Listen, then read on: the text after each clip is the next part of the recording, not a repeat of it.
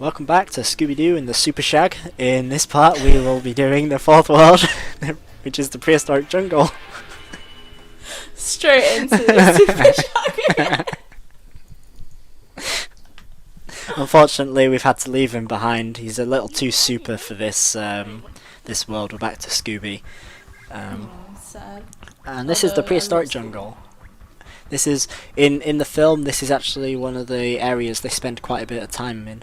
Nothing really interesting happens, but, like, they do spend some time here, so I guess there's that. It's one of the more developed areas where they didn't just have to make up stuff. But this, like, world definitely makes me think of Crash Bandicoot a lot. Cash. Yeah, sorry, Cash Banuka a lot.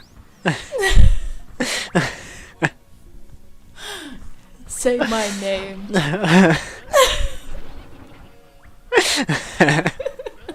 Oh, look, he's Cash Banuka. He always can stop Dr. Cortex or Sutin.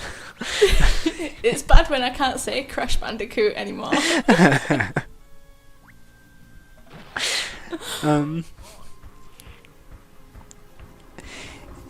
Because in Crash 3 there's a lot of like dinosaur levels because of like the whole time traveling like aspect. Oh, that lucky dinosaur! He got a body block from that. And there are levels where you run around in the prehistoric bits. Usually you're chased by a giant triceratops. I mean, but there's only like a tiny one here. But this isn't the only reason why this place reminds me of Crash. But we'll get onto that in level 2, because that's where that's where the big like Crash Bandicoot like similarity happens. Yo. Sorry, I just love his voice so much.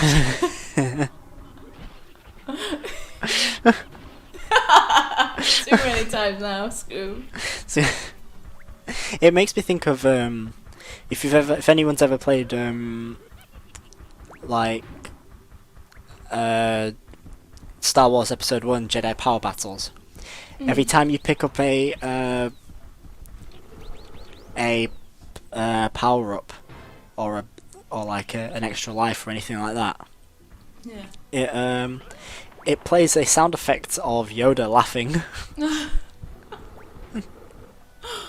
So like you'll pick up like some extra points and you just hear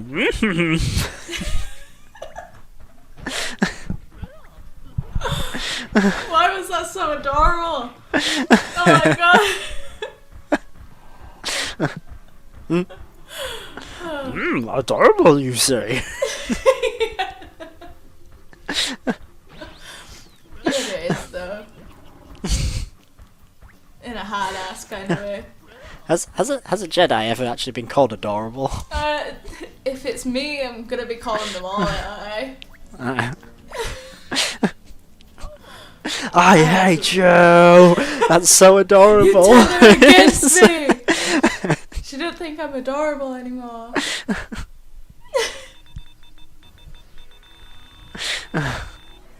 But yeah, that level's actually pretty easy. Yeah, that was quite quick. Like, there wasn't really any challenge.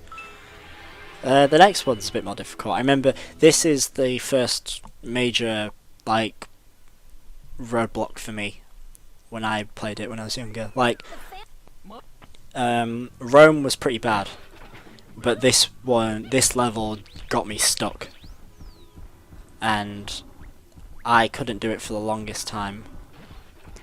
What was it? Or are you going to point it out further down the line? It was a couple of things. This platforming section. Listen closely to this like beast. Doesn't that sound like a oh, Scooby's gone for a swim. Toilet flushing? Yeah, I was just gonna say, doesn't it sound like a toilet flushing? Yeah, it does. Oh, wait a minute.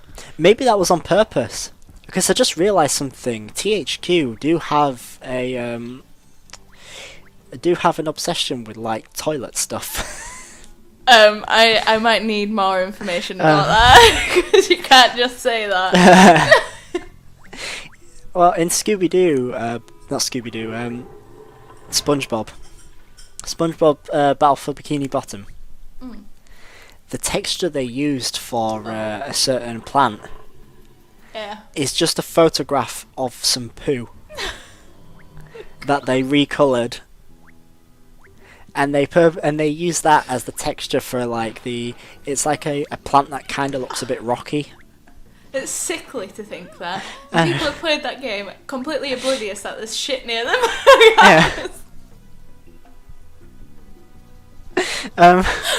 Yeah, they used an actual picture of poo for the texture of these like tree things. So maybe giving these dinosaurs a toilet sound is was on purpose. I just want to know who looks like.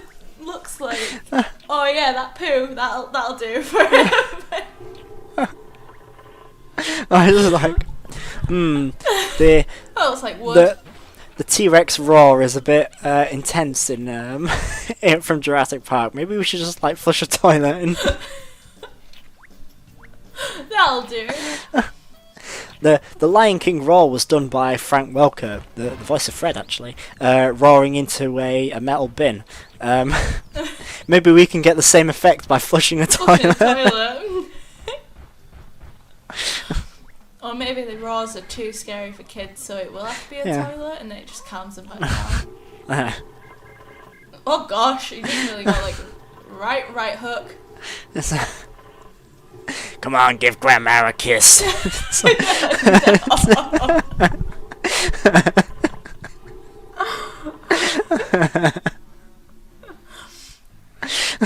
was gonna say I'd rather kiss them than my grandma. And get a right hook from them. So here's the Crash Bandicoot thing. In Crash 1 there are two levels, the High Road and the Road to Nowhere. And they are levels on bridges that are broken that you have to traverse. And this is very... Sorry, I thought you were doing awesome then. I was like, wow, he's done it like right off the bat, and then boink straight Wait, through. you scored 4 points, Scooby, for getting the hole.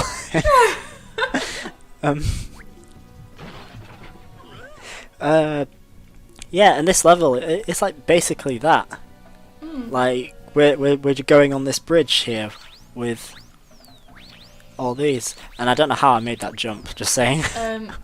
Very, very close. I mean, you did it. At least you didn't have to waste much time on that.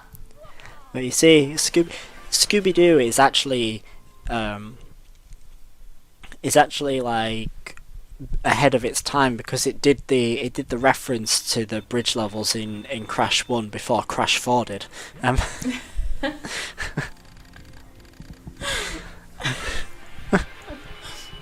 Salt.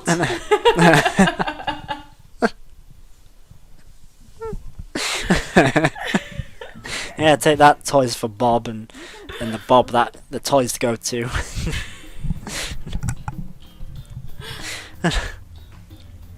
I remember this boss fight being a little bit of a pain when I first did it, because when I first did it, I did it on a TV where the brightness was off, and it was really tiny, and I couldn't tell where the rocks were coming from. This boss fight is, to be honest, it's actually Just not that different charges from in the a lion. direction. For the first phase, it's like the lion, but for the first phase, like you're dodging like projectile things, and then Kiss my hairy ass.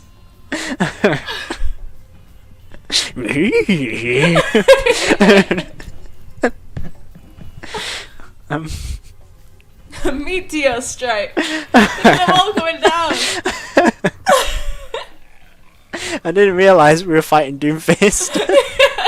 No, this is him when when he hasn't got his fist, isn't it? Dinosaur fist. I mean, he's purple like Thanos, so I guess he might be Yeah, the one to use a gauntlet. Made the connections.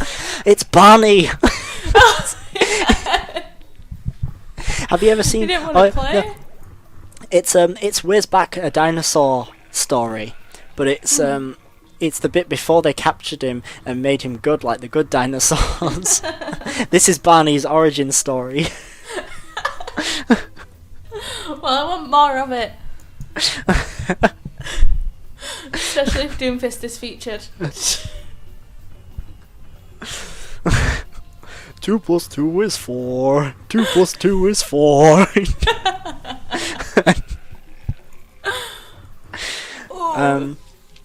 Yeah, this is a bit like the lion fight, except he's charging straight for you, but he does some extra things at the end, like he does a tail swipe. That little wiggle. And he does this ground pound, and you have to be in the air. Which look, I was in the air there. That's not fair. And because what happens is if you don't jump in time, you're too stunned for him to get out of the way of his charge. But this time I'm in better shape. Mulligan. Oh, this guy.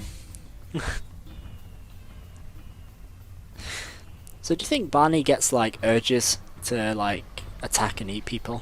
I'm do you glad think he has that's where to you take went drugs? with that. No, I think now he's vegetarian. He can just get through it.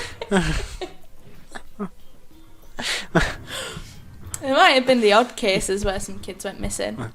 I'm not a vegetarian because I like animals. I'm a vegetarian because I hate plants.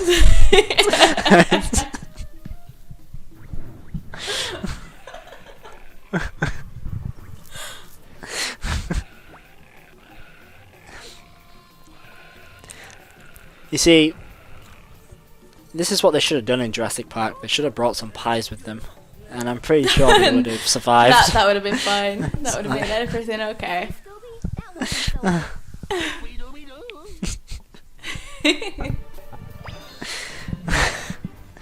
You see, scientists were so concerned about whether they should bring pies, they never thought about...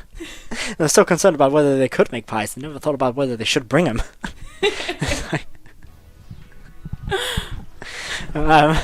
It stopped me from attacking. Yeah, that was the prehistoric world. It's actually shorter and easier than, ancient Rome and Arctic Circle. I wouldn't say maybe easier, but it's definitely shorter if you don't make mistakes. Yeah. But yeah, that was it for this part, so we'll see you in the next one. Bye.